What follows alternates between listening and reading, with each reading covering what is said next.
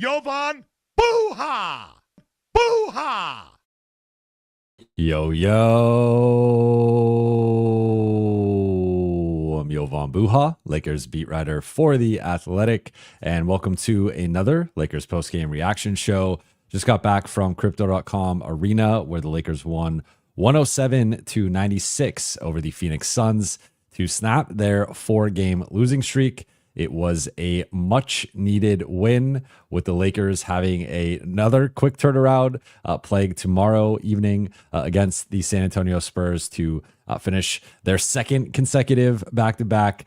So a much-needed bounce-back performance from LA. They got several key rotation guys back, and what do you know? They looked much better when closer to full health. But before we get into today's show, you guys know the drill. For those watching on YouTube, please be sure to hit that subscribe button, turn on channel notifications, and like and comment on this video. And for those listening on Apple Podcasts, Spotify, or your podcast platform of choice, please be sure to follow, download, and leave a 5-star review. Shout out to everybody in the chat. Shout out to the late night gang. I guess right now, at least in LA, it's like the late afternoon gang, but Lakers had a matinee performance today on Sunday, coming off of, as I mentioned, getting back. I believe they landed at 1:15 in the morning, Saturday morning.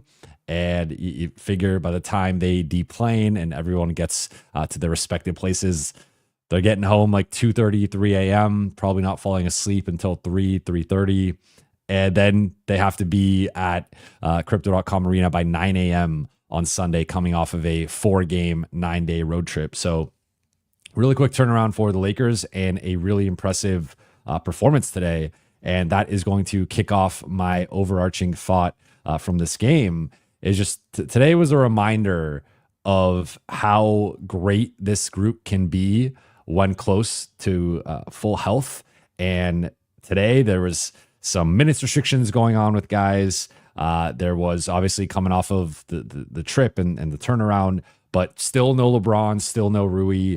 And yet the Lakers beat a Suns team that had been playing better recently, at least offensively. They got a lot of problems over there. I'm sure you guys saw the Kevin Durant, Mike Budenholzer blow up in the middle of the first quarter. It didn't even take them a full quarter to have some type of internal dysfunction publicly, but that spilled over, and clearly Phoenix is going through some stuff, though I do think that a much better second half than first half. But the Lakers today, coming off, like JJ is, I think he talks about maintaining perspective, and that's something I've talked about, but I think he was giving his team flowers after the game, and I thought deservedly so, with the energy and the effort and the really the way they played defense in that first quarter, holding Phoenix to 15 points and scoring 31 points. Like I thought it was a really good quarter on both sides of the ball. Overall, I thought this game was a pretty good game on both sides of the ball. Shot making wasn't quite where the Lakers wanted it. Only shot 43% from the floor and 36% on threes, which is a good percentage, but it felt like they missed a bunch of good looks, but took care of the ball. Only had 8 turnovers for the players individually, and then 10 as a team. So anytime you take care of the ball like that, you're going to give yourself a shot. Got to the free throw line 32 times. So after seemingly having some of the more recent games, the more recent losses, the free throw disparity going against them, LA got back on the right side of that tonight. But I think we saw with that first quarter performance. So Jaxson Hayes returns, and I'm going to be talking about him, but he looked great tonight. Luka and Austin, I'm going to talk a little bit more about them with the notable performers section, but those two carried this group and were dominant. DFS just doing the little things. Jordan Goodwin doing the little things. Gabe as well. I thought Christian Coloco struggled finishing around the basket, but otherwise I thought had a pretty good defensive performance and gave them some valuable backup 5 minutes. Vando, I'm not quite sure what was going on with his minutes, played just under 10 minutes. And I think it might have just been because the Lakers have a back-to-back that they were trying to conserve him maybe for tomorrow, where they will certainly need him against Spurs have multiple offensive weapons on the perimeter, and then Dalton came in and cooled off a bit, but I think continues to be showing some progress on both sides of the ball. So overall, this was another team win for the Lakers. I think they built off of the Denver game in terms of recapturing that spirit and that belief and that confidence that they've had for going on 2 months now. And I think actually having the bodies and the bodies, like there was a couple times it looked like Austin was going to be injured. There was a couple times where it looked like Luka was going to be injured. Like those guys had guys diving into their legs on kind of freak plays, and both guys were icing and stuff after the game, but ultimately that they were seemed to be okay. We'll see obviously when we get the injury report for tomorrow. But I thought today was just a reminder of like offensively they did not have the results that maybe they could have if they had a better shooting performance, or if LeBron and Rui were playing. And defensively, they certainly let Phoenix get back into the game or more into the game in the second half. There were several Phoenix runs that got it to within like 9 or so.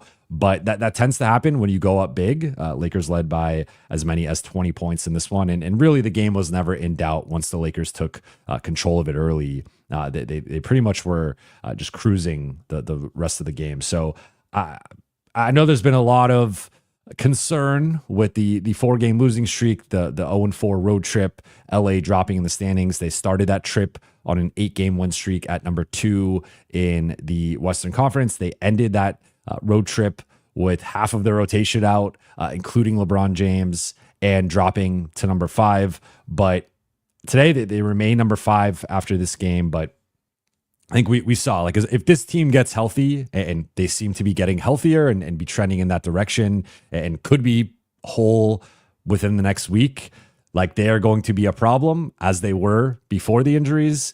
And I think, again, just today was a further confirmation and just another reminder of this group's potential on both sides of the ball.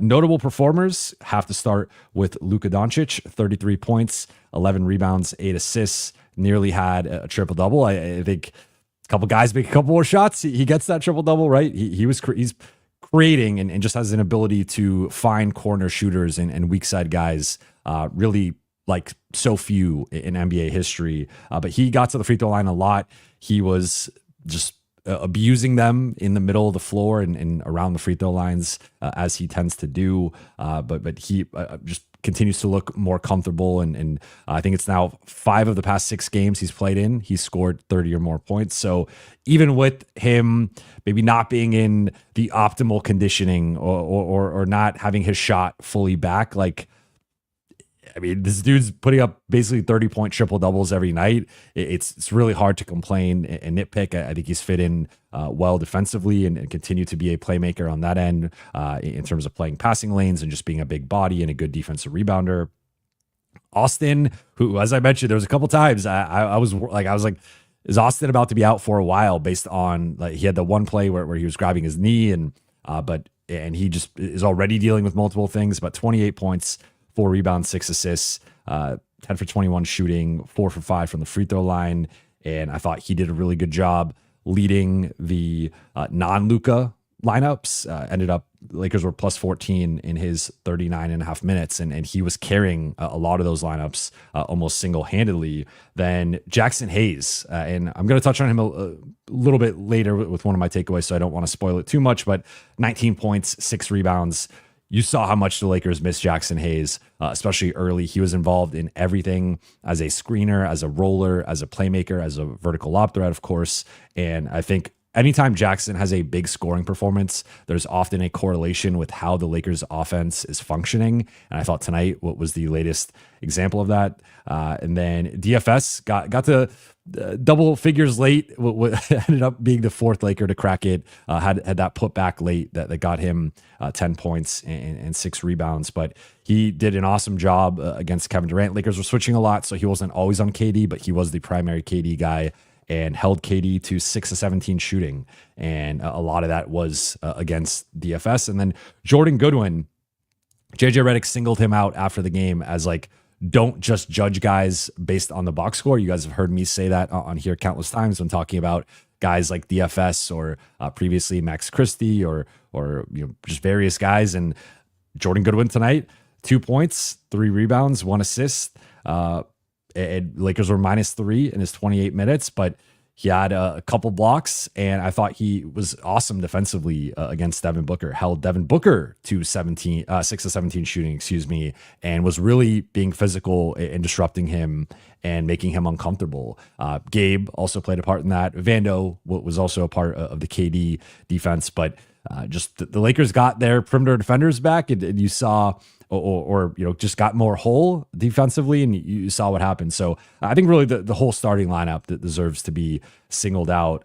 Gabe made some big shots at various points, and then I think the other bench guys, quieter performances, but I think everyone contributed today for the most part. Then stat of the night for me, I'm going to go with Jackson's 19 points because again, I think that is emblematic of when the offense is humming and really putting defenses in compromising positions. Of Jackson, I mean, you saw him, and I'm going to just go into I'll go into one of my takeaways. I'll just go like the Lakers really miss Jaxson Hayes, and I don't think that's a surprise necessarily. I think we saw over the past few games how much not having him really affected them, but I think the offense just functions at a different level with Jaxson in there as a screener, as a rescreener, as a decision maker. He's improved as a short roll playmaker. He has improved making quick reads and swinging the ball to the opposite side of the floor. And then, of course, as a finisher, vertical lob threat, I mean, I don't know how many players you would pick over him for that specific role. Like one name that comes to mind is Derek Lively in Dallas, but he's kind of resembled Lively. I think JaVale McGee had that tweet after the game that Luka's basically turned Jaxson Hayes into Derek Lively, and I think he had started to look more like that prior to Luka getting there, but I think Luka has just supercharged that, where those two and their chemistry have really clicked, and I think Jaxson has emerged as a critical piece for this group. I think there will be some matchups that test him, and I don't think he is fully matchup proof yet, but I think he's on his way to being fully matchup proof.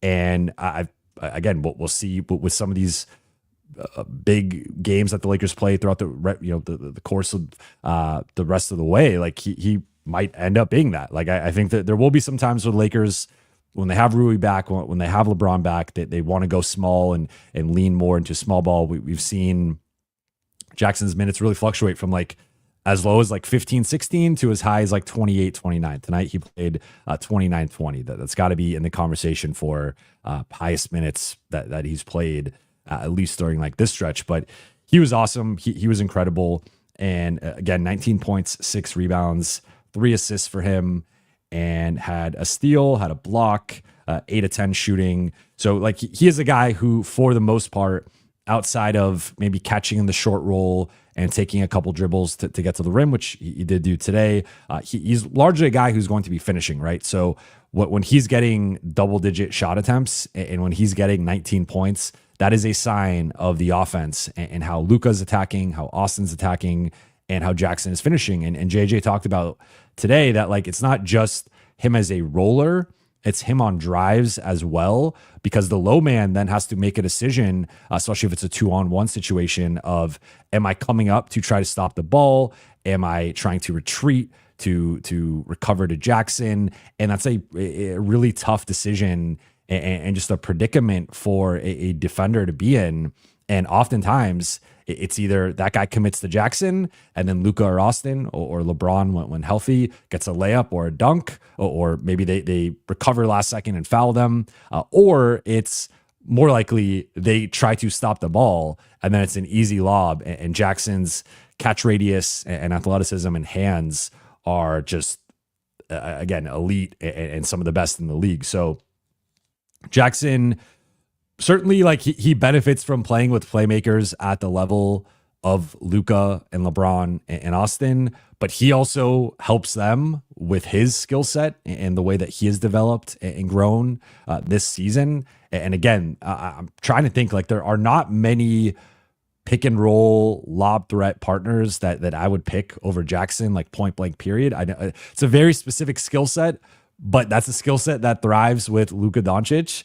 It's a skill set that we've seen thrive with LeBron and Austin, and it has been part of what has made the Lakers just not miss a beat offensively since losing Anthony Davis. It's just been slotting Jaxson in there, and he does the AD part of the offense of screening and rolling and making decisions out of there. And obviously he's not getting the post ups and the ISOs, but part of that kind of, I think, sometimes lends itself to a more, better ball movement and a more team oriented style of offense. And it's still going to run through Luka and Austin. That's just how right now, obviously when LeBron's back, him too, but like, for now, with the healthy guys, it's the ball is going to flow through Luka and Austin. But I think Jaxson is a key connecting piece there in the middle of the floor, around the elbows, around the top of the arc, just constantly screening, rotating side to side, and making plays, and then being a big target for the Lakers, ball handlers on drives, and then defensively fits into their switching scheme, is a very versatile and mobile defender. I think from a rebounding perspective has gotten better. It's still not necessarily a strength, at least in terms of defensive rebounding. And I think the rim protection has been better. The defensive numbers are really, really good. They would indicate that I think they're a little bit above what Jaxson actually is defensively.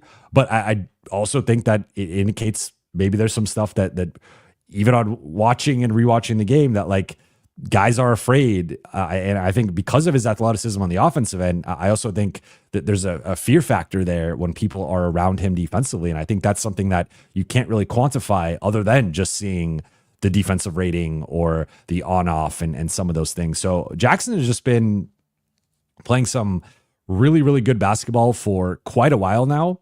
And I think on paper, a lot of people still look at him as like this vet minimum guy, journeyman that is going to bounce around to like another team next season or something. It is like not an important part of what the Lakers do. And I think for those who are around this team on a daily basis and watching this team on a daily basis, and just living in Lakerland, right? Like, how important Jaxson is. And I think the absence of him the last few games and seeing how much that affected things, and then also the return of him today and seeing how much better the offense looked and how much easier things were for Luka and for Austin.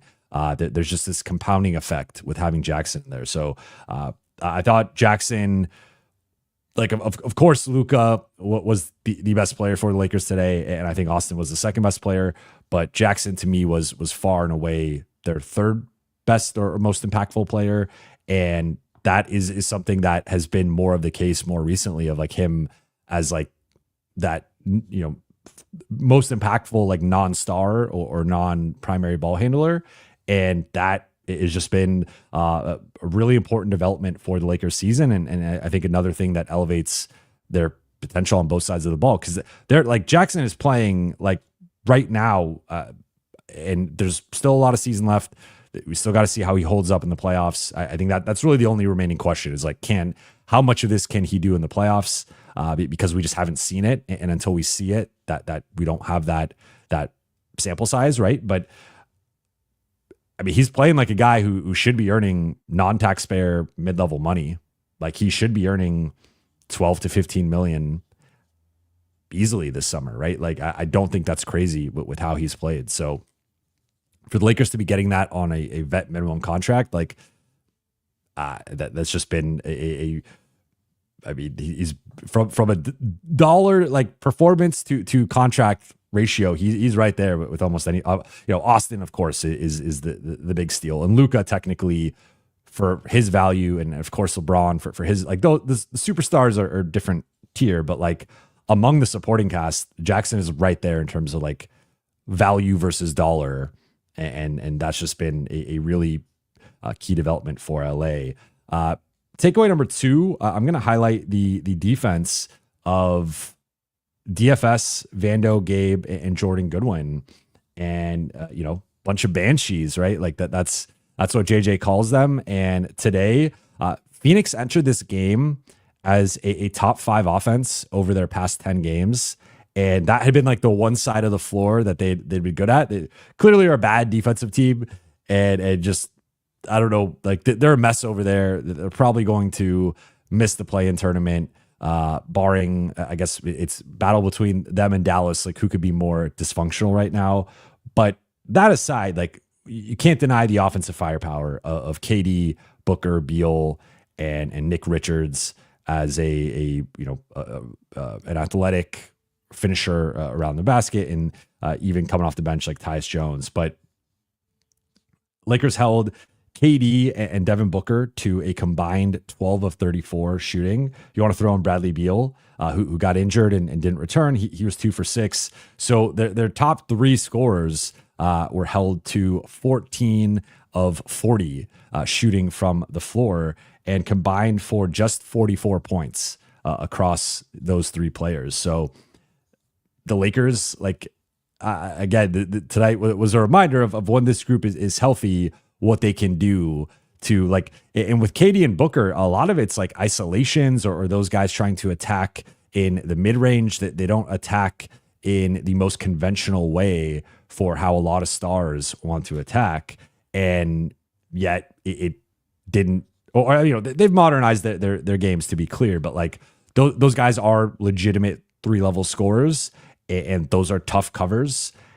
And we've seen sometimes the Lakers have struggled with those types of players in isolation and whatnot. But today they were incredible defending them and switching. I thought the bulk, like with the starters, it was Goodwin and DFS, and those 2 guys played more than anyone off the bench. But Gabe was in there a bit guarding Booker. Vando was in there guarding both guys, but more so KD. And even Austin, I thought, switched onto both guys and like held up fairly well and was being physical.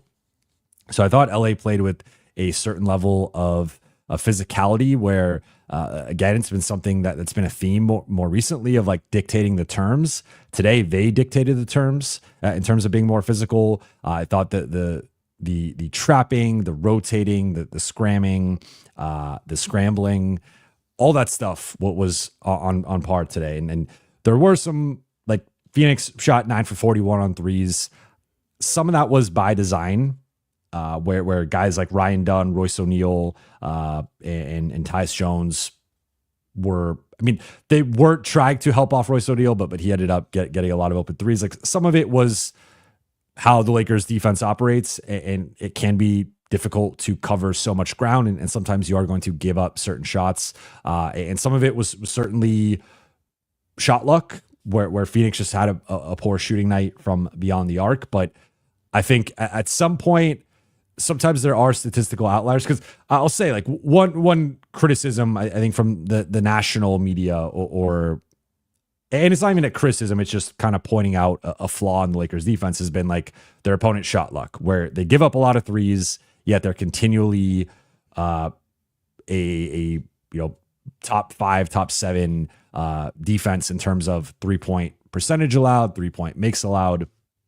And part of that is certainly an element of luck, because there's been a lot of studies on like how 3-point variance, it's just a lot of it comes down to, like LeBron has been on the opposite end, where teams shoot better when LeBron's on the floor, teams shoot worse without him. That's affected his plus minus. So there's a lot of factors at play here, but I do think the Lakers have done a good job of helping off of specific non-shooters, and really being locked into the game plan of just KYP, know your personnel. And they've done a good job knowing who to help off of, who not to help off of. And I also think because of the way that they rotate and because of the way that they play defense, a lot of times teams are kind of almost scrambling offensively, trying to beat their rotation, because they are on a string and with a compact shell, and rotating and spraying around defensively so well that it almost speeds up the offense. And I think a lot of times you see teams get late into the shot clock, or it's a guy who isn't used to having the ball maybe trying to attack a closeout or make a play. And then they're trying to kick the ball back out and like reset. And like, I just think that the Lakers have done a really good job of getting offenses uncomfortable. And that is something that I think like there's a psychological element to how tiring it is to play against the Lakers defense that isn't quite, again, kind of quantifiable within the numbers, other than just saying like, I mean, yeah, teams don't shoot well against them, but I think part of that's how tiring it is. I also think part of it's how tiring it is guarding the Lakers and them constantly getting downhill and putting pressure on the rim and causing you to collapse and rotate. And so I think the Lakers are just like a tiring team to play against, an annoying team to play against. And I think that's an advantage for them that ultimately can lead to some teams just not having it in terms of their legs and their shot making. And then third and final takeaway for me is going to just be injury update. And it feels like this might have to become its own category, just because I feel like I'm constantly talking about injuries at every show now, and that's just the state of where the Lakers are at. But pregame, JJ said that LeBron is ramping up and he is day to day. And to JJ's credit, he did say that this group had been day to day, and Jaxson Hayes came back, though Rui is still out and LeBron is still out. So we got an update from Shams Charania of ESPN. This was a ABC game. So pregame, he reported that LeBron is expected to miss at least another week, with the earliest return date, him returning next Saturday against the Bulls, and that Rui Hachimura is expected to return within the week. So he also technically could be back by that Bulls game, or maybe the Denver or Milwaukee games. It didn't sound like, based on that Rui would be playing tomorrow. So I'm going to operate under the assumption he's out tomorrow. LeBron's going to miss the next 3 games at a minimum, if not potentially longer, going into that road trip. So that's just something to monitor. Sounding like the Lakers are going to be without LeBron for both the Denver and Milwaukee back-to-back, and that's going to be tough. Those are going to be 2 tough games. I think the Lakers can split them. Maybe they can win both. But I think more realistically, without LeBron, it's probably a split.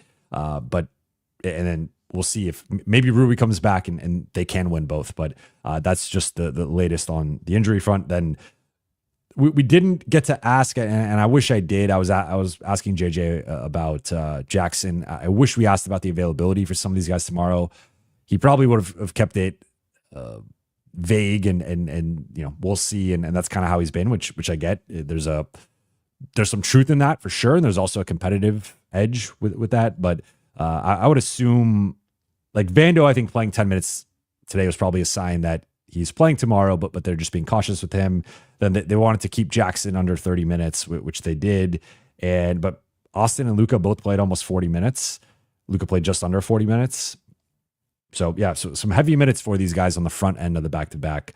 But it seems like most of these guys will be back tomorrow, barring some unforeseen developments. Dalton was also probable, but he was the final guy to be cleared right before tip with his back and just the back soreness from the fall in Denver. But with all that said, let's get into the Q&A here. I see we got some super chats already. Stephanopoulos, hey Jovan, way looking ahead. Thank you for the super chat. Way looking ahead, I think I'd prefer Jax plus Capella or similar for 20 million than Claxton at 25 million and use those trade assets elsewhere. Thoughts?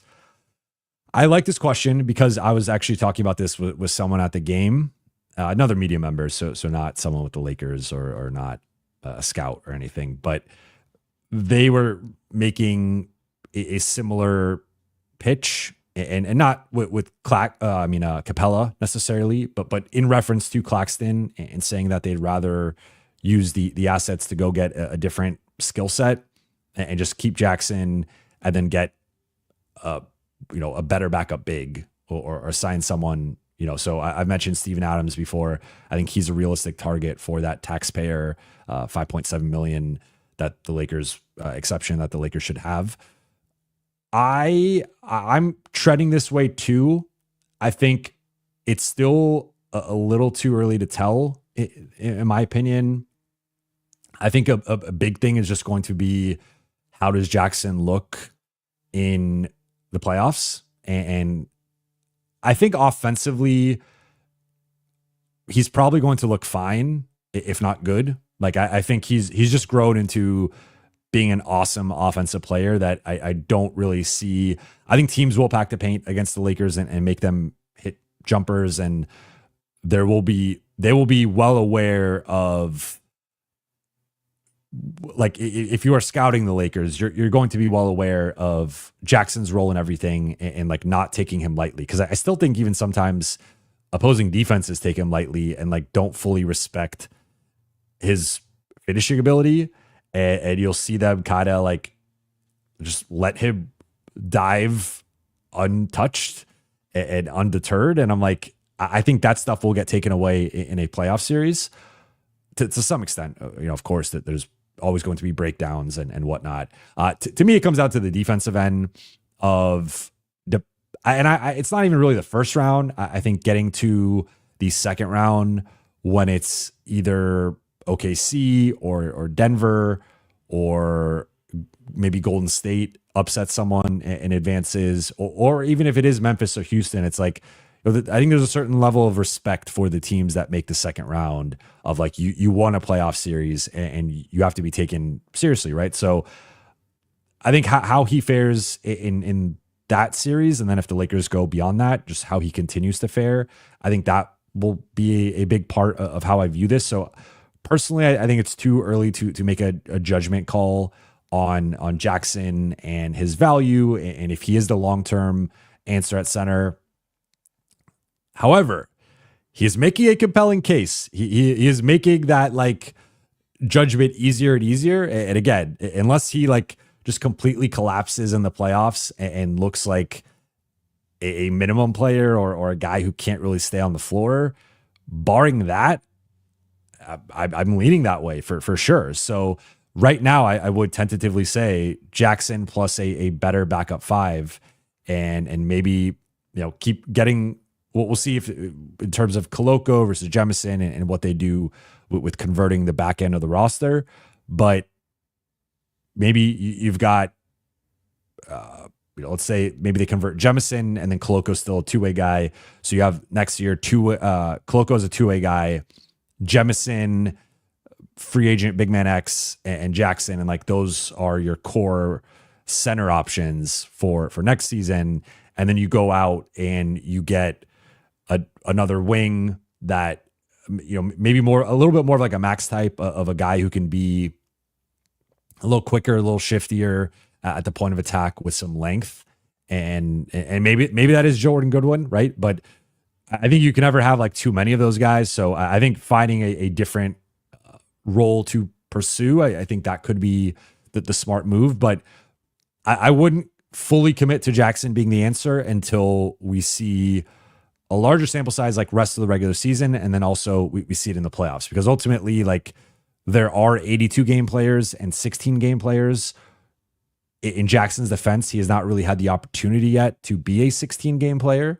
And he really, was back up big during the Lakers run last year and first round series last year.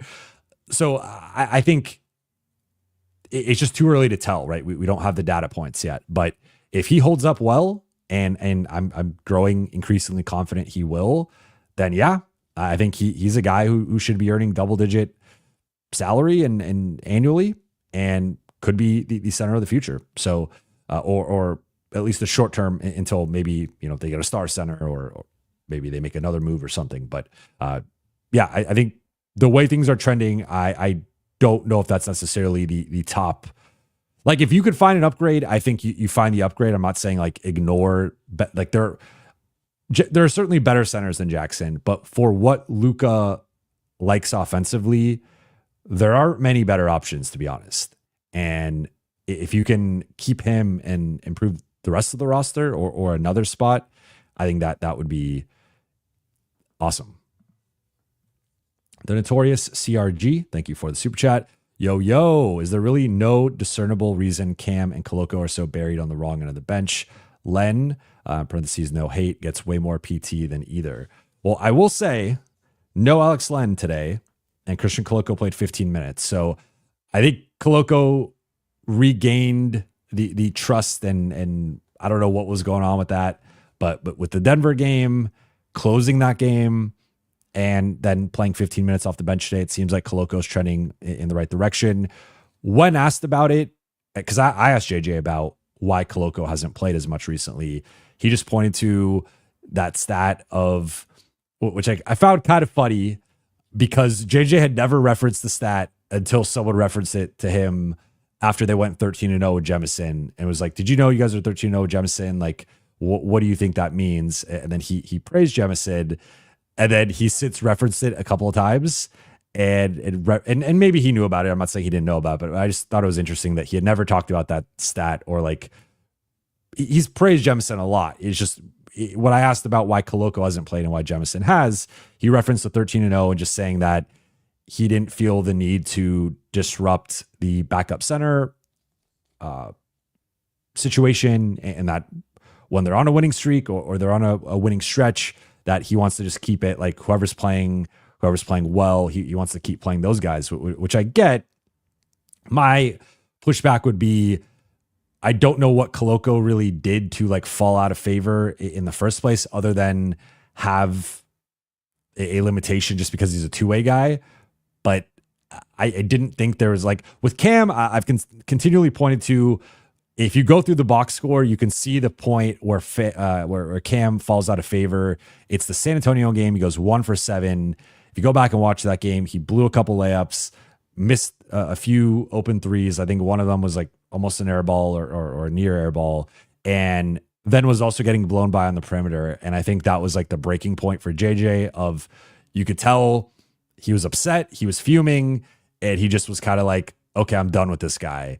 And from that point on, other than the Denver game playing the 7 minutes, which he only played in the first half, Cam has basically been buried.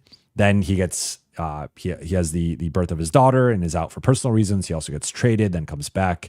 So I think with Cam, and then JJ's been asked about Cam, and he pointed to DFS and Vando being the main reasons why. I'm not really sure who Cam is supposed to be playing over. Like, looking at this, he's not better than Jordan Goodwin.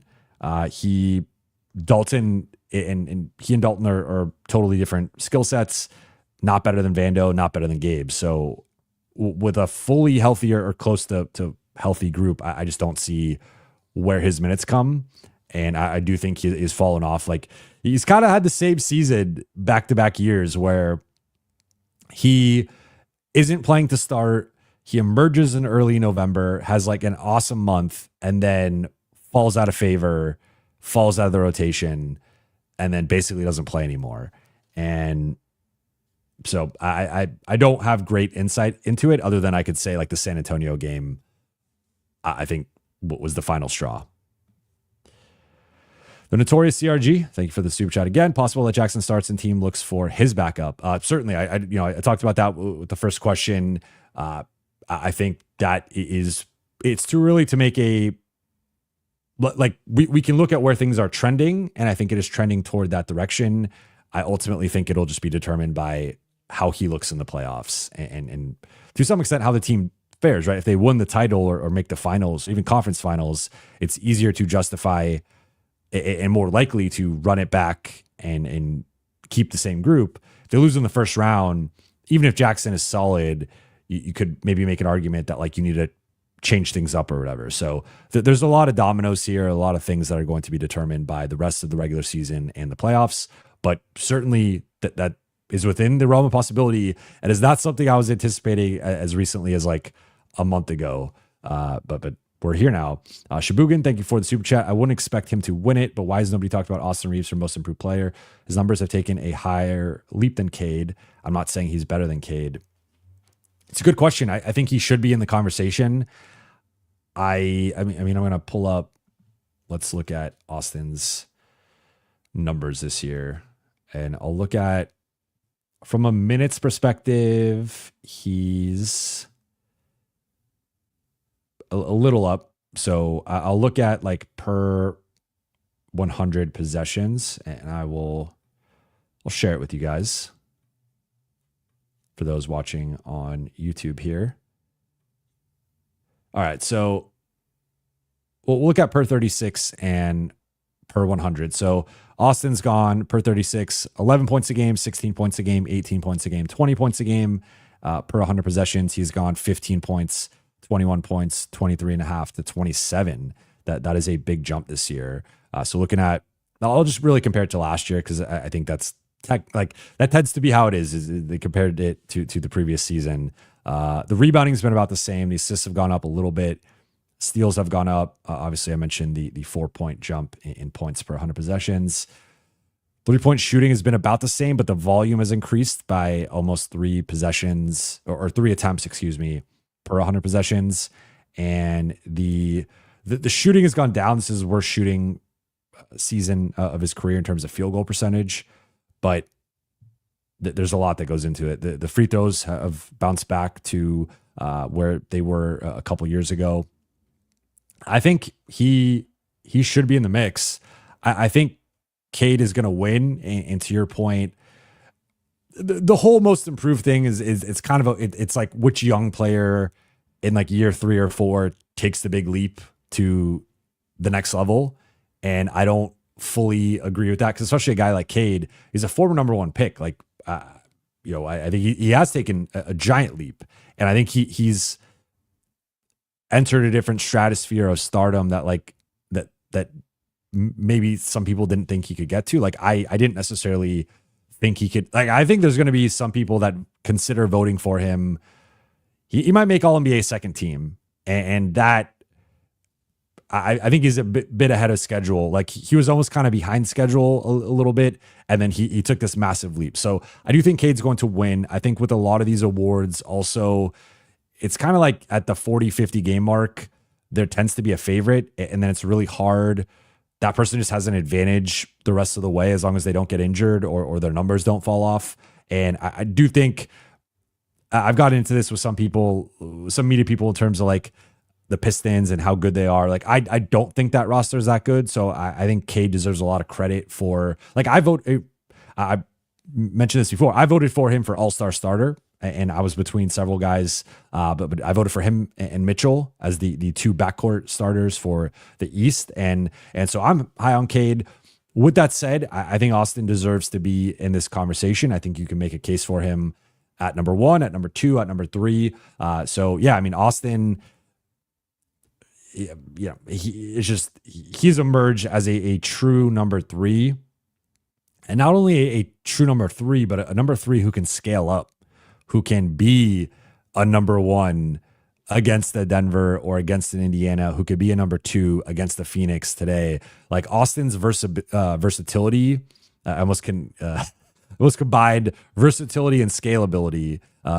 Versatility and scalability are rare, and just look at, I mean, let's just call it what it was. Like he outplayed KD and Bradley Beal and Devin Booker today.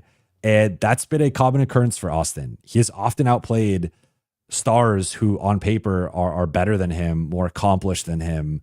And he like, remember the whole conversation of who's a better number 3, Bradley Beal or Austin Reaves? Like, go back to last season.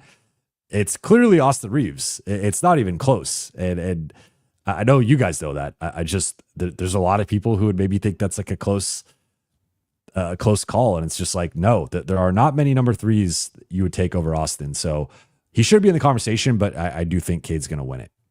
Boy to boy, D Brick, Def hit the club last night and still hungover. A couple notes here with Booker.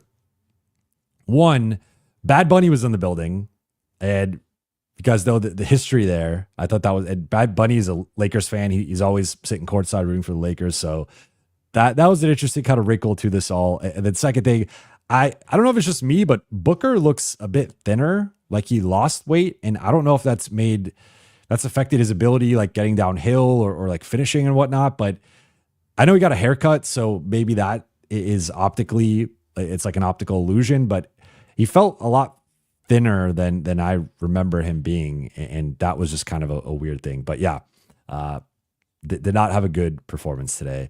King Rifa _ Chifa. It's been a minute. What up? This is one of my favorite usernames. Jovan. Hayes reminds me of 2011 Tyson Chandler, but more athletic and not as good a defender. Resign for sure. Koloko over Len, right? Or Jemison. So to answer your second part, I've been on, you guys know I've been more of a Koloko guy than, of course, than Len. Like, I think I'm Markieff Morris over Len at this point. But over Jemison, I've been a Koloko guy. Like, they're two different guys. I think they can both make more sense depending on the matchup. And they are a little bit matchup dependent. But I think Koloko's defense, dude is like 6'11", 7 feet, alter shots, block shots, rim deterrent, defensive rebounder. Like, no, he doesn't have the biceps that Trey Jemison has.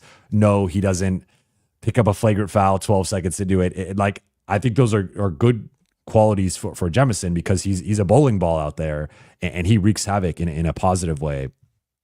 But I think Koloko's has a level of like skill and grace and just talent and upside to his game that I think peak Koloko, in my opinion, of what he can become is just better. Like, I think Jemison is closer to being maxed out at like what he currently is. Hayes as 2011 Tyson Chandler, I like that. I like it to now. Let me take a step back. Tyson Chandler won a Defensive Player of the Year, and I know you said not as good of a defender, but like I think there's a pretty big gap between those two. Like, Tyson Chandler was, he went up against the Heatles, like that playoff run. I know a lot of praise, and deservedly so, to Dirk, but Tyson Chandler was the anchor of that defense against, I believe they played the Lakers, the Thunder. I don't remember the third team in the West they played, but obviously in the finals, the Heat, and he was really disruptive against LeBron, against Wade. So, and he didn't win the Defensive Player of the Year that year. He ended up winning it in New York, but I want to make a distinction of like, that is ultimately what made Tyson Chandler the better player, is that, and he was a better rebounder than like, he was a double-digit rebound guy for like a lot of seasons. So Tyson Chandler is a better player, but if you want to look at it solely through the offensive lens, I can see that. And I would even say, you say more athletic, but I would say more skilled. I think Jackson's playmaking out of the short roll in his decision-making, like, I think it's impressive and better than like the average, because this is a type, right? Like Tyson Chandler, DeAndre Jordan, Clint Capella, like that is a type of big man that Jaxson Hayes is following in the lineage. But even compared to some of those guys, I think he's a more skilled, like can put it on the floor, take a dribble or two, can find cutters or weak side shooters. Like he can make the quick decisions that I don't think all of those types of guys can do. But I just want to pump the brakes a little bit. It just because 2011 Tyson Chandler, like, what was a perennial Defensive Player of the Year candidate, and Jaxson, despite the defensive numbers being good, Jaxson is not in that ballpark right now. So I think he has a ways to go. However, Chandler was also a bit of a late bloomer. Remember, he came out of high school and I think took a few years to develop, and then really kind of hit his prime like late 20s, early 30s, and had a little bit of a delayed prime. So that is certainly, it seems to be a possibility for Hayes as well. Tai, thank you for the super chat. Best content in the space. Keep it up. I appreciate that. I'm humbled by that. I'm honored. I will do my best to continue bring you guys as the best content I can bring. And I appreciate messages like that. BLC, thank you for the super chat. Maybe Braun takes a pay cut to add more flexibility. Certainly possible. I've talked about this before. I think looking at last year's list, there was some commonalities like James Harden, Klay Thompson, DeMar DeRozan. And let me actually take a step back. When I'm talking about last year's list, the last year's list of guys that LeBron would take a pay cut for. So the reported list was James Harden, Klay Thompson, DeMar DeRozan, Jonas Valanciunas. Now I've made the joke before. It's like that soldier meme where there's a clown in the lineup, and that's Jonas Valanciunas here as the clown because he's not on the same tier as those guys. But those are all former All-Stars, current All-Stars, guys who are high-level offensive players, and then Valanciunas, who I think the Lakers, like LeBron and AD, hoped would be that muscle, that interior, physical player, and then also add some offensive pop. So I think based on that, based on the Valanciunas inclusion, you almost can't rule anybody out of like, hey, maybe LeBron just likes player X, but it does feel like it would have to be a certain caliber of player. So would Brook Lopez qualify, right? Would Clint Capella qualify? I think we know some of the bigger names that would qualify, right? But also, like, what does LeBron feel like the Lakers need? So I say all this to say, I don't think LeBron is going to just take a pay cut just to take a pay cut. This is a guy who has been underpaid for a majority of his career, based on his production, based on his value. This is also a guy who is trying to buy an NBA team after his NBA career ends. So I don't think LeBron is going to just take a 5, 10, 15, 20, whatever it would have to be, $1 million pay cut just to get, no shade to him, but like Tyus Jones. Like, I don't think that's like the caliber of player he would take a pay cut for, both in terms of like production and value, but also in terms of like name recognition. Like, it seems like the four names that in Valanciunas isn't really like a name, but at least he's like, I mean, he had some high scoring seasons and, years ago, but that one kind of makes it so I'm not quite sure what LeBron is valuing. I mean, it seemed to be more the offensive end. Harden, DeRozan, Valanciunas, all those guys lean offensive. Clay used to be a 3-and-D guy. His defense has slipped post multiple injuries. So now that was also before the Luka trade. So I think at that point, LeBron was also valuing the potential of a third like star type, and Austin has grown into that player. Also, it is worth noting, realistically, like Harden was never coming. DeRozan was never coming. Valanciunas and Clay were realistic. And it's easy to say you're going to take a pay cut when like it's maybe not realistic, because like Harden was never coming for the non-taxpayer. DeRozan was never coming for the non-taxpayer, and they weren't going to be able to get into their price range in terms of like 25 plus, 30 plus million. Clay was the one guy that was realistic, but he ultimately picked Dallas, which was a mistake. And I think he knows that now.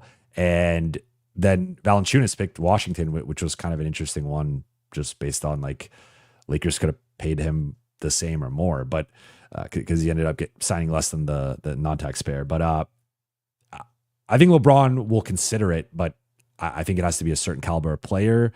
And that bar seems to be maybe guys who the Lakers can't even get, or like guys with some name recognition. Darian, thank you for the super chat. Backup center situation is yikes right now. Koloko minutes were a hard watch today. Are you sticking with Koloko if you're the Lakers? So one other thing to mention here is that Trey Jemison has 7 games remaining of two-way eligibility before the Lakers have to make a decision. So JJ acknowledged that pregame that was that's a factor that the Lakers are trying to navigate right now. Now Trey has been sick, which has helped them manage his games, but they have 16 games left. He can only play in up to 7 of them, and not even play, but be active in 7 of them. So the Lakers have to be diligent with how they use Trey Jemison and his availability. I think Koloko was rough offensively. He missed the one lob from Luka. There was a couple times, I think one time he got blocked, one time he got fouled. I would still say defensively, though, I thought he fit in well and was disruptive. And I would say go back and watch the defense, because I think it's better than you might be indicating here. I think the offensive end was rough, so I'm not going to disagree there. But looking at Koloko versus Len versus Keefe, I think it's clearly Koloko. Now, when Rui and LeBron are back, the Lakers can go smaller and just go Jaxson plus Rui or LeBron or DFS or Vando at the 5. So I think that's ultimately where this group goes is it's going to be Jaxson plus small ball. That's basically what they've been when they're healthy. But for now, as they're dealing with some injuries, some minutes restrictions, a bunch of back-to-backs, they need more bodies. And I think among the options, Koloko is the best option. And I would say don't forget about the Denver game. Like I thought he was really solid in the Denver game. 8.7 rebounds, I think had a block. What was like, yeah, Jokic got the N1 on him, but like I think you put any of the other Lakers bigs there, Jokic gets the N1 or at least gets fouled. So I think Koloko's been solid last couple games. Does need to work on the finishing though. And he's largely been solid as a finisher, but not today. Ty, again, thank you for the super chat. Reaves is the best number 3 in the NBA, so underrated. You can make that case. I would say if we're really going through it off the top of my head, I think OKC, whoever you want to put as the number 3, if it's Chet or J-Dub, that player is better than Austin. Now, if it's Chet, I trust Austin more as like a playmaker, shot creator, obviously, but when you factor in the defensive end, Chet, I think is better. But if we're judging it through like the lens of number 3 scorer / ball handler / playmaker, you could really make that case. I'm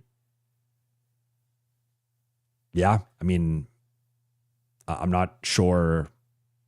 I really have to think about it and go through the numbers and go through the rosters. But off the top of my head, he's certainly in the conversation, which again is not something that we necessarily anticipated at the beginning of the season or even 2-3 months ago. So incredible growth from Austin. Sean, thank you for the super chat. Do you think the Lakers will rest some guys for tomorrow's back-to-back? DFS, Vincent, Luka. I think it's a possibility. I also think it might not even fully be rest. Like DFS is managing an ankle injury. Like it is rest technically, but DFS is banged up. He's had an ankle injury for going back to Brooklyn. Gabe has knee surgery, his knee recovery, whatever. Luka has multiple injuries. So if any of those guys don't play tomorrow, I think it's more so partly the opponent and partly it being a back-to-back, but also just those guys like needing some time to heal and rest and recover. So I would not be surprised if at least one player is out.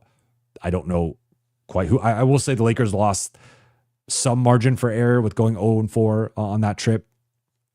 So I don't think they could play with their food and be like, all right, let's sit Luka, let's sit Austin. Like, if anyone deserves a break, honestly, it's Austin. That would be the guy I would consider resting just because of how banged up he's been and how much he's played. But Austin hates to rest and miss games. So I could see maybe one of the role players missing, but I think they should have most of the group back. Hale, thank you for the super chat. Hey, Jovan, hopefully we can go 4-1 on the homestand this week, including the Phoenix game today. Your thoughts? I think it's possible. They should beat San Antonio. They should beat Chicago. So you're already off to a 3-0 start. And then can you split Denver, Milwaukee? I think they can. So yeah, I think 4-1 should probably be the expectation. 3-2 is an okay outcome. I would say anything below 3-2 is a disaster though. Like if you lose, if you're the Lakers and you lose to San Antonio or Chicago, you have to make that up with like at least beating one of Denver, Milwaukee, if not winning both of those games. So of course you want to go 5-0 and that is possible, but no LeBron, I think will make, and potentially no Rui, I think would make the Milwaukee matchup as we saw with how they matched up with their front court and with Giannis and Lopez.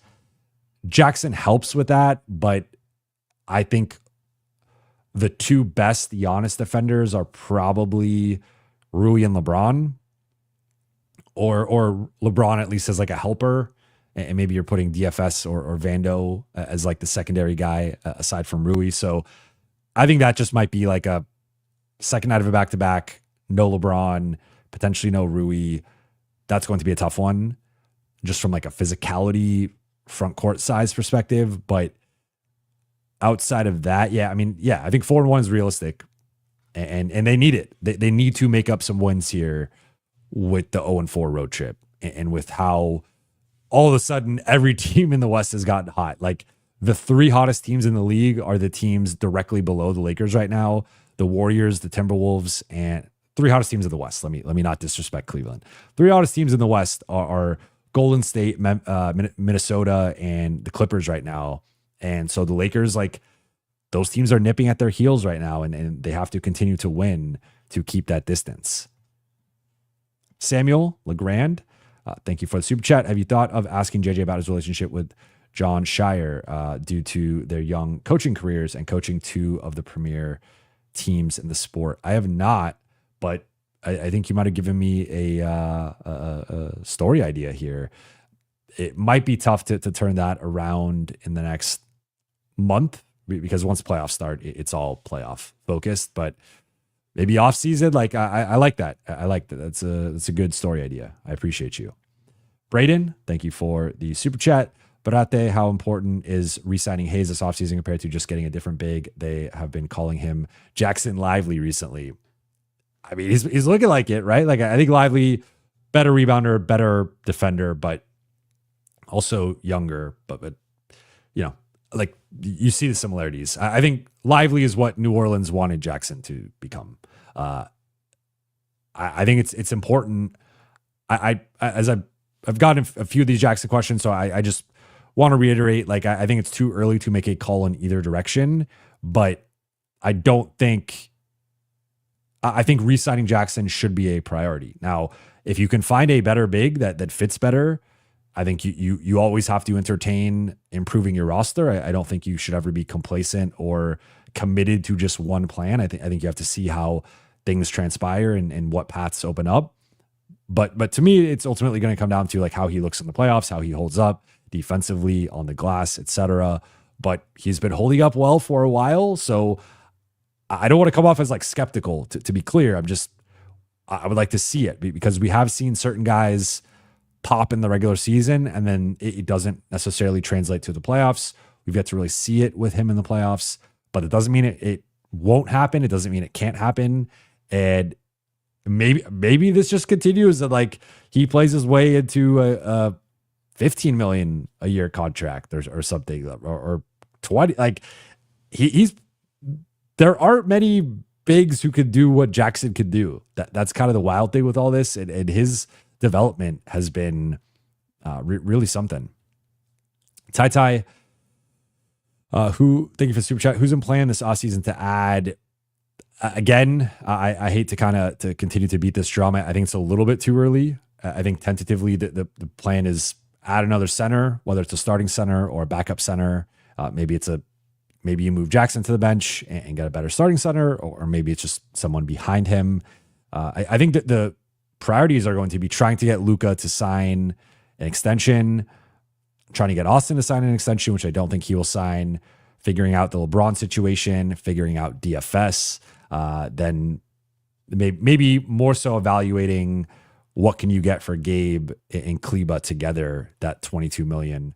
Maybe you throw in Dalton, that gets you 26, 27 million.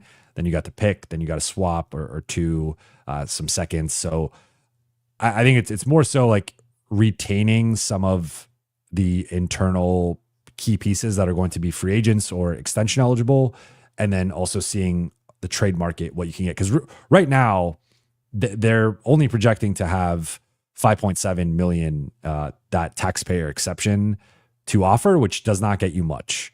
Maybe some guys will take pay cuts, but, like, maybe it gets you a Steven Adams or someone of that caliber. For the Lakers to make a real difference-making move, it would have to almost certainly come in the form of a trade. And I think right now it's a little too early to tell what position that would be outside of potentially a center. Fahim, thank you for the super chat. How often does LA practice and run sets? I know you mentioned they do film and workouts on off days, but I find it surprising how little they actually practice. Is this a JJ thing, or do all teams do this? They rarely practice. I've joked about this before. Like, sometimes they say it's a get what you need day, which is like a non-practice day, because the way the CBA works is if they have a practice, there has to be a media availability component to it, just in case someone gets injured, or like that's just how it works. Is anytime there's like an official game or practice, there needs to be a media component. So one way around that is kind of just saying like it's a get what you need day, which is like an optional practice, but then you can kind of secretly, sneakily do all the same stuff, but just not have the media presence there. So I feel like sometimes that has gone on, and it's not just a Lakers thing, to be clear. I think it's a league wide thing. But to your question, this is more of a league wide thing in terms of teams just not practicing. Like, look at the Lakers schedule. What are they supposed to practice? Like, especially coming off of a back to back, you almost never practice the day after a game, and they almost never have 2 days in between games. And sometimes if they have 2 days in between games, it's like, well, they're going on the road. So one of those days is a travel day.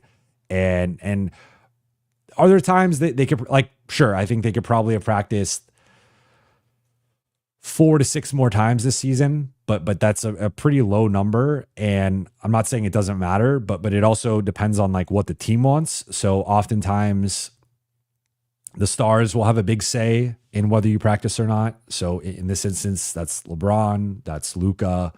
Maybe Austin's getting to the point now where he's getting consulted on that, but I think it would primarily be those two guys previously, LeBron and AD. So in terms of practicing, very rarely, like literally 1.5 times a month, maybe twice a month, maybe. Now, the get what you need days and the going over film and sets, that's like an almost daily basis outside of game days and travel days. So that's maybe 7 to 10 times a month. But yeah, I mean, it's certainly the way that the league has shifted. And I can even say from like now covering the NBA since 2011, I've been a beat reporter for 7 years. The practicing has only decreased league wide. So it's kind of a league wide thing.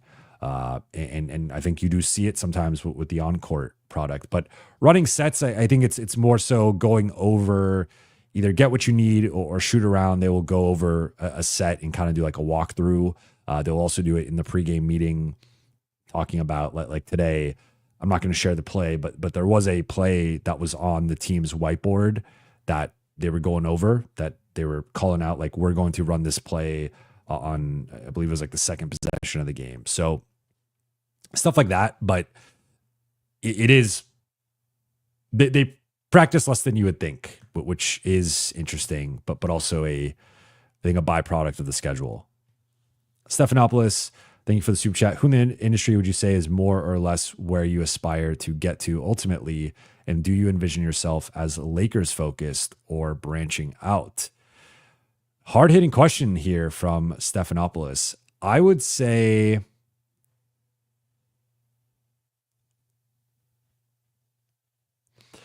the previous answer would have been, like, before this season, the answer would have been Zach Lowe.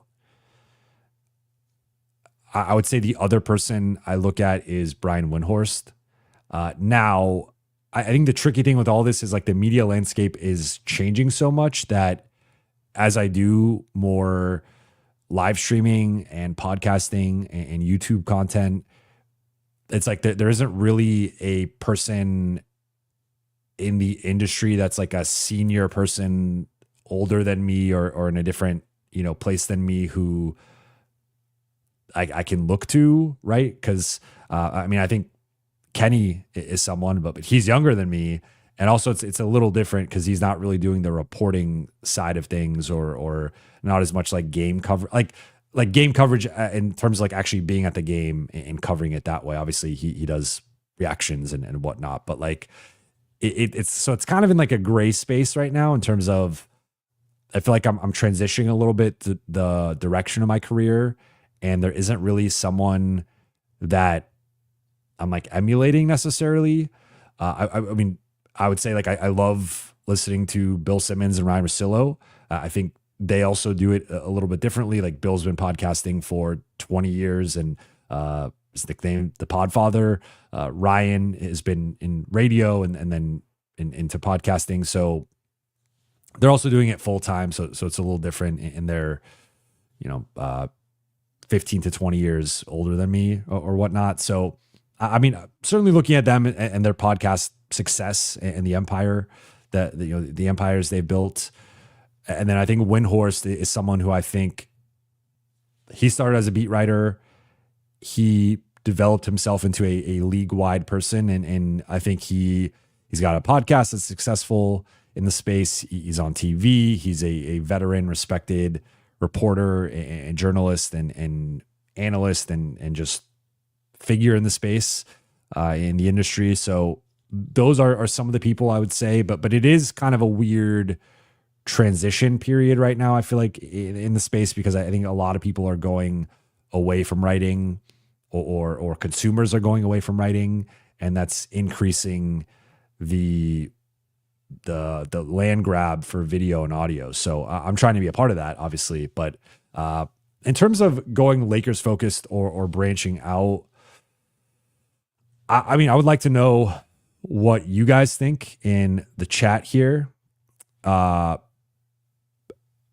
Would you like to see more non-Lakers content? Like I've considered, I think regardless of what happens in the playoffs, I would like to do, so let's just say hypothetical, don't kill me for this. Let's say hypothetically the Lakers lose in the second round. Let's say they lose in the conference semifinals. I would like to do some reactions or coverage of like conference finals. But if you guys are not interested in that's something for me to know. But and obviously I don't want to give you guys content that is going to be not received well. But I think I would like to do a little bit more, especially like, let's just say hypothetically, like Kevin Durant's probably going to get traded this offseason. I probably will do a reaction show to Kevin Durant getting traded. Like stuff like that. But we'll see. People are saying covering, like I will cover. So last year, for example, I did a video or an episode on looking at the 4 conference finalists. So it was Dallas, Minnesota, Boston, and Indiana. And I did an episode breaking down one thing that the Lakers can learn from each one of those teams in terms of like how they got there or their playing style, their roster construction, like something like that, and relayed it back to the Lakers. So I think there would certainly be me finding a Lakers angle to a lot of national stuff. But yeah, I'm seeing a mix of some people saying yes, some people saying no. So we'll see. But good question. And I'm, I don't know, maybe it's a second channel and that's an NBA one, but I would like to ideally do everything under the same umbrella, but we'll see. Great question though. I appreciate it. Boy to boy, how's Luka's ankle? Had a scare today on a rebound. He did. He said he implied it was fine post game, but he was icing it and continuing to get treatment and stuff. So won't really know until the injury report. I wouldn't be surprised if he's listed as questionable again and then is more of like a game time decision, but I don't think it's something that's going to keep him out for a while. Felipe, thank you for the super chat. Follow you from Italy every morning. I appreciate that. That is call you the early morning gang. Appreciate that. Can't watch most games, so watching your pod in the morning is the best way to catch up. I appreciate that. That is very humbling. And I appreciate you. Shout out to Italy and shout out to you. I hope you're having some nice espresso in the morning as you listen to this. Sarah, thank you for the super chat. Which of Luka's former teammates might fit in LA? I think Daniel Gafford is a big that would fit really well. I don't know if you guys have heard of these two guys, Anthony Davis and Max Christie. I think those two guys would fit pretty well in LA. In all seriousness, are you talking like his whole career or like this current team? Because I think Gafford is one that I feel like could be realistic. Like I don't think he's untouchable in Dallas. Lively, 80. I think Christie isn't untouchable, but like he seems to be a keeper for them. Then Clay and Kyrie and PJ Washington. I think a lot, like individually, I like actually a lot of Dallas's players. Just they're all injured right now, And I don't. So if you're saying like overall, I'm trying to think through. Again, I think a lot of these guys you can make a case for in a vacuum, but he does have several, obviously former guys in DFS and Kleba and Keefe. I mean, Spencer Dinwiddie. Like, I would say based on the current roster, PJ Washington, Daniel Gafford. But I don't see PJ Washington becoming available. So I think among guys who might actually be available at some point in the near future, I think Gafford is the most interesting one to me.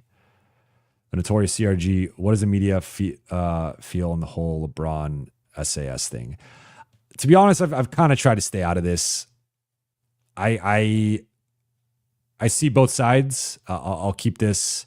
Looking at the clock now, I'll keep this to a minute, and then I'm gonna bounce to the next question because, yeah. But okay. So, I think for LeBron, I totally get it from being a protective father. If my son was in a public forum and being critiqued and whatnot, like you're naturally going to have a bit of defensiveness, especially when I think from his perspective, it's become more attacking LeBron through the guise of pretending to talk about Bronny or using talking about Bronny to attack LeBron. I think that's partly how he feels, and then just being defensive and protecting his son. At the same time, his son is in the NBA now, and it's fair game. And that the thing that started this whole thing, I do kind of think Stephen A crossed a bit of a line there, just going at his parenting. But it was coming off that Philly game, and that was a really rough performance by Bronny. I think the context was lost of like the Lakers were so shorthanded that based on like who was available and how people were playing, you could make a case that like Bronny was playing well in the G League and at least deserved the shot. So I didn't think it was like wild that he played that game. So I get why LeBron did it, and I don't really have an issue with him confronting him. I also think Stephen A has said multiple times publicly that he wants people to confront him, that he wants to talk about these things. And I don't think it's fair to say these things publicly and then when someone does confront you, be like, well, you had my number. You could have called me. You could have texted me, this or that. It's like, well, you're going on TV every day, saying these things publicly, going viral. So they should be able to come confront you virally and publicly. Like it's a public forum. So that I get the Stephen A angle to an extent in terms of why he said what he said. But I do think the framing, the language could have been better. I think he seems to just kind of be an anti-LeBron guy for whatever reason. And, it's an unfortunate situation, but I felt like it was trending this way anyway. So I know I went a little bit over the minute, but tried to keep it as short as I could. BLC, can the Lakers match any contract offer AR gets? Technically, yes, but he's not a restricted free agent, which means that if he signs a contract, he's gone. There's no like matching that in that sense. But yes, the Lakers can pay Austin more than anyone else in 2026. If he opts out in 2026 or in 2027 when his contract's technically up, but he will opt out in 2026. The Notorious CRG, you should easily have 3K/4K the subs. Awesome job, Jay. I appreciate that. I appreciate all of the compliments, and let's get those likes up. Let's get those likes up. We got almost 1,000 people in here, but I appreciate that. I'm on the way. I'm getting there. Edwin, thank you for the super chat. What is your favorite part about covering LA? My favorite part would be living in LA. I'm from LA. I've born and raised here. I've not left. Went to USC, so I've somehow managed to never leave here and never plan to leave LA. I would say that the second part of that is growing up a Lakers fan, growing up during the Kobe Shaq era, and just having so many formative basketball moments through the lens of the Lakers, and then getting to cover them. Like as an Angelino, I know what the Lakers mean to LA. I truly think Sure, some people would make the case for the Dodgers, and I get it, but I think the Lakers are LA's team, and LA's a better place when the Lakers are in a good place. So I mean, you could just already kind of see it around the city right now, but with the Luka trade and the Lakers looking like contenders. Like it's just there's a different vibe in LA. So I would say being in LA and staying in LA, that's the biggest thing, because I love LA, and I know people. I will always defend LA. You know, I know a lot of people got issues with California. People got issues with LA. I'm LA till I die, and you know, you're not like, is it perfect? No. Are there things that could be better? Certainly, but there's no place in the world like LA. So I'm always gonna rep LA and support LA. But yeah, covering. I mean, you're covering the Lakers. Like you're covering the global franchise in the NBA, one of the most global franchises in sports, and it's an honor. It's a privilege, and I don't take it lightly. And since making the switch over in late 2020, I've loved every second of covering the Lakers, and yeah, it's been awesome. It's a dream job. Hamza, thank you for the super chat. You mentioned fans moving away from sports articles. What's the next frontier? Short reaction clips. Also, how do you formulate questions for post game? All good questions. I think the next tier is probably some form of, I think, post game reactions in some way, like almost doing post game stories in podcast form. Like that's kind of what I used to do before I started going live. Was I would go do a 15 to 25 minute breakdown of the game, and I think you could see more of that. You could also see some more short reaction clips. Maybe like, can you summarize a game in 60 seconds? I think that's hard to do, but if you could do it well, I think people would be interested in that. It's something I've thought about doing. And I think we're still figuring out what that frontier is, but I do think it's more video and audio. I think that's the way that things are trending. And in terms of formulating questions, the tricky part is sometimes I don't know when I'm going in the order of questions asked. So like the worst thing is you think about a question and then the person right before you goes and they ask the question you want to ask, and then you're kind of caught unprepared. So I try to think about a second and even third question. And I typically know like the order. So like it's typically Mike Trudell goes first. He'll often ask like two questions. Then depending on where I'm sitting, depending on the order, like I can kind of read the room and see who's going to get like how the question order is going to go. So sometimes I'm the immediate next person after Mike. Sometimes I'm like the third, fourth, or fifth person after Mike. So it just kind of depends on the game, how quickly I raise my hand, where I'm sitting. Like there's a lot of factors that go into it. So I do try to have like my primary question that I want to ask, often related to either the post-game story I'm writing or like sometimes it's like a longer term story or something I'm working on that's bigger picture that I want to ask JJ about. Like I'm working on this Luka story that today I asked the FS a question about that. So like sometimes it's like longer term planning, but I would say if you are in a situation where you are asking questions in a press conference setting, like always be prepared for at least probably 3 questions is like the sweet spot, and loosely have them kind of in order of like how you want to ask them. And ideally you get your first question, and sometimes you even get a second question wraparound, or you can ask, depending on who it is, like 2 questions in one setting. But certainly there's been times where I'm like, all right, this is my question. The worst is like when I only have one question because I only care about that one thing. And then that question gets asked right before me. And then I'm like, well, shit, like I'm not really sure what, like now I just got to kind of come up with something. But I'd also say like repetition, once you've asked a bunch of questions, you can kind of formulate questions a little bit easier. So there's a repetition and experience component for sure.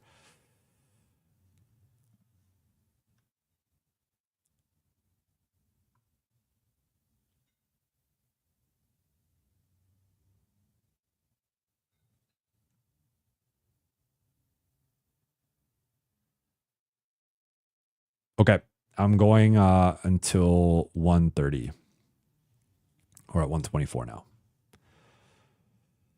Choco Thunder, do you still get goosebumps seeing LBJ? Not goosebumps the way like when I would first see him when I first started covering the NBA, but like back in college. But I think I do try to take a step back with LeBron and just be like, this is the greatest or second greatest player of all time.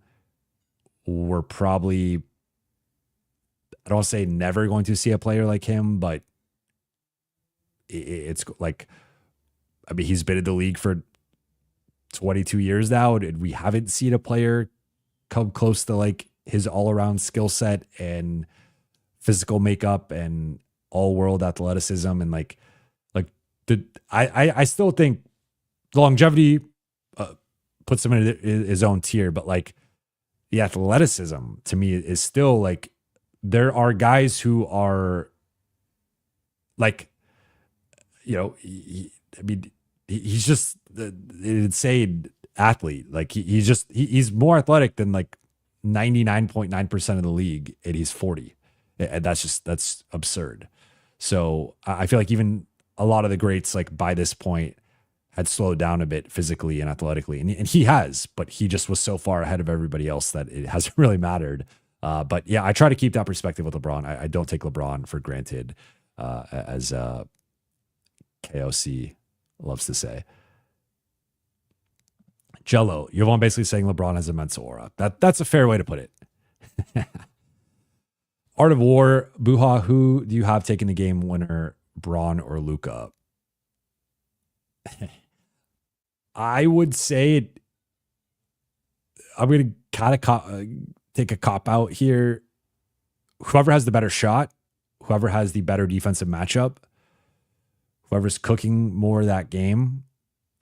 I would say what I would not want is ideally like that player is like double teamed and just like taking a step back to take it. They both can make that shot. They both have made that shot this season. And I even look at Luka a little bit more as like he excels with step backs. But I would ideally say, like, I think the highest percentage shot is a layup or a dunk. And between the two, I think LeBron is better at getting downhill and generating those shots in close games, especially like going back earlier in the season, like that Golden State layup that he had. And or was that was this season, right? I think it was this season, but or was it last season? I don't even remember at this point, but I think it was this season. Anyway, I would say it's a good problem to have, like having to pick between those two. If it's like creating, I would say, if it's creating a really tough shot with like the shot clock winding down and a defense maybe is sending extra help or coverage, I probably have more confidence in Luka making that shot. If it's a catch and shoot situation, or it's like they don't have a rim protector in, let's get downhill and finish, I think it's LeBron. So I'm up to be completely honest, I'm okay with either one taking the shot. I think the factors come in of like, what's the play you're running? How are they guarding it? Who's guarding who? Who has the physical advantage? Who's cooking that night? And if all things are equal, then again, I think you just kind of make that read in the moment. But I think both are qualified to take and make the final shot. And again, I'd rather have two of those guys. And you could even throw an AR. Like I think AR is clearly the number 3 among those 3. But AR has made some big shots in his career. And I would have confidence with him taking a big shot. So I think the Lakers have a lot of guys I personally would be cool with taking the big shots. Rolla, thank you for the super chat. Someone here thinks AR isn't worth 30 plus thoughts. He's, regardless of if you think he's worth 30 plus or not, he's going to get 30 plus. I'm telling you that right now. You can clip this. You can come back to this. Austin Reaves is going to get barring him suffering a major injury, he's going to get 30 plus million when he becomes a free agent. And I think he's worth it. Stephanopoulos, quick follow-up. I love the Lakers, so I hope to see you covering the team until you're 90. LOL, but would def welcome more of your analysis league-wide. I appreciate that. I would say for the people who don't want that, I think you could just not watch those videos, or, of course, I hope you watch and consume everything and enjoy everything, but I hope that wouldn't tune you out or tune you off of my content. Sarah, thank you for the super chat. As a journalist, do you need to have thick skin with respect to feeling embarrassed in press conferences? Have you had any funny, embarrassing moments? Yes, certainly have to have thick skin, especially with guys getting upset at a question or kind of lobbing it back to you, or you misspeaking. I'm trying to think off the top of my head. Funny, embarrassing moments. I don't really. I think I talked about this maybe a month or so ago, maybe a little bit longer. This was embarrassing solely to myself, but I asked LeBron the same question that he had been asked at the beginning of a press conference because I didn't hear the first question, and then in transcribing it, the first question I hear is the question I ask. Now, he ended up giving me a better answer than the first person who asked it, but I hate that. I hate double asking a question. I would say it is embarrassing. That's probably my biggest pet peeve or concern is because sometimes JJ goes really quickly post game, and just based on the geography of the arena, we're not able to get there until he's already started. So sometimes I'm a little nervous. I missed the first question or two, and I'm I really hope I did. So I might text people or show them my phone and be like, hey, was this asked? And I'm trying to kind of monitor that. I would say, nah, there might've been some stuff in the bubble, now that I'm trying to think about it, that,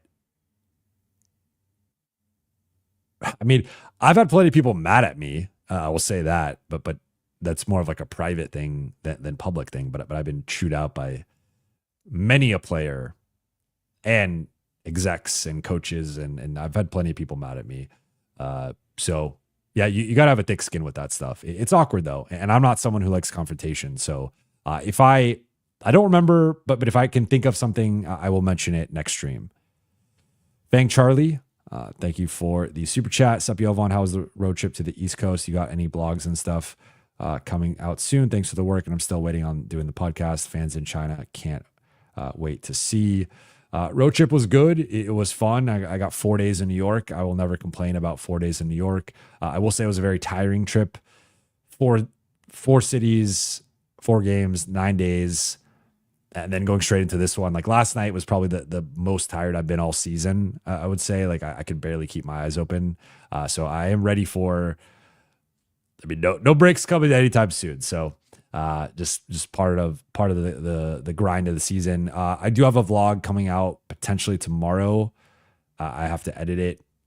I'm gonna try and get it up tomorrow. I'll say that. And then vlog of the road trip. I took a bunch of footage, and yes, I still owe you an email to do our podcast.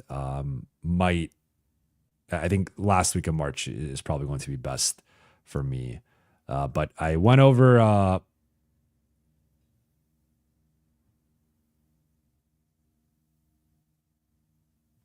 right, let's see. I'll do last one here from Art of War. Buha, do you think Lakers can finish top 3 seed? I do. I think that the biggest thing really working against them right now, aside from injuries, is that the other teams just have played more games and have banked a couple more wins, which it's just obviously you'd like to simulate, from a standings perspective, you just want to have as many wins banked as possible. So the Lakers can tie them and get to 43 and 25. That's where Houston, Denver, and Memphis are right now. But you actually have to play the games and win them. So in some ways, playing more games and having productive results gives you that little like standings advantage. Technically, it all evens out at the end, but I think they can be the number 3 seed, especially if Rui and LeBron are both back by the Chicago game, or at least like early in the road trip. I think there's a real shot to finish top 3. I think 2 is going to be too difficult, with Houston having the easiest schedule of all these teams. Denver and Memphis also having slightly easier schedules. I think just the odds are, if you're competing with 3 other teams, like from a probability perspective, like one of them is more likely to finish second than you, just from an odds perspective. You all have equal odds, but the Lakers have the toughest schedule, and they're banged up a bit. So I would say 2 is I think currently unlikely. 3 is possible. I think that's probably their best case scenario, but tentatively, I'm kind of looking at them at 4 as like maybe the most realistic outcome of they get 4, they host the team first round, then they play OKC second round. But we'll see. They got to beat San Antonio. I think they got to at least split Denver, Milwaukee, and then go from there, potentially getting LeBron and Rui back over the weekend. But that will do it for tonight's show. We're now hitting the evening portion. Okay, well, I guess Britain had one super chat, so I will answer this quickly. Alden Prime /peak, start 1, bench 1, cut 1, Jokic, Hakeem, Duncan. Also, keep up the great work. One of the best NBA content makers out there. I appreciate that. Start Duncan, bench Jokic, cut Hakeem, but really there's no wrong way to answer this. But that's the way I would answer it. But that'll do it for today's show. Thank you all so much for watching and listening. For those watching on YouTube, please be sure to hit that subscribe button and drop a comment and like this video. And for those listening on Apple Podcasts, Spotify, or podcast platform of choice, please be sure to follow, download, and leave a 5-star review. I'll be back tomorrow night after Lakers Spurs. Let me know in the comment section what you guys think, how you guys think about those rankings. But that'll do it, and I will talk to you all very soon.